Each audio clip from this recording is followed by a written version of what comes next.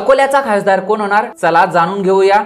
अकोला लोकसभा मतदारसंघात 2004 पासून भाजपच्या संजय धोत्रे यांनी वंचितचे अध्यक्ष प्रकाश आंबेडकर यांचा सलग 4 वेळा पराभव केलाय। काँग्रेस आणि वंचित बहुजन आघाडीच्या भांडणात सगळ्यात जास्त फायदा भाजपला अकोला मतदारसंघात होत आलाय। कारण 2004 पासून प्रकाश आंबेडकर विरुद्ध संजय धोत्रे विरुद्ध काँग्रेस असं गणित या लोकसभा मतदारसंघाचं आहे आणि काँग्रेस विरुद्ध वंचित वादामुळे संजय धोत्रे 2004 पासून सलग 4 वेळा खासदार झालेत। कारण काँग्रेस आणि वंचितच्या मतविभाजनाचा तोटा प्रकाश आंबेडकर यांना मोठ्या प्रमाणावर होत आलाय। विशेष म्हणजे 1984 पासून अकोल्यातून लढत आलेल्या प्रकाश आंबेडकरांचा 1998 आणि 1999 चा अपवाद वगळता कायमच पराभव होत आलाय। यावेळी सुद्धा प्रकाश आंबेडकर हे भाजपचे सध्याचे खासदार संजय धोत्रे यांचा मुलगा अनुप धोत्रे यांच्या विरोधात निवडणूक लढवणार आहेत आणि काँग्रेसकडून यावेळी अभय पाटील निवडणूक लढवणार आहेत। यावेळी सुद्धा काँग्रेस आणि वंचितच्या वादात भाजपचं भलं होणार का, यावर तुम्हाला काय वाटतं ते आम्हाला कमेंट करून सांगा आणि आपल्या चॅनलला सबस्क्राइब करायला विसरू नका।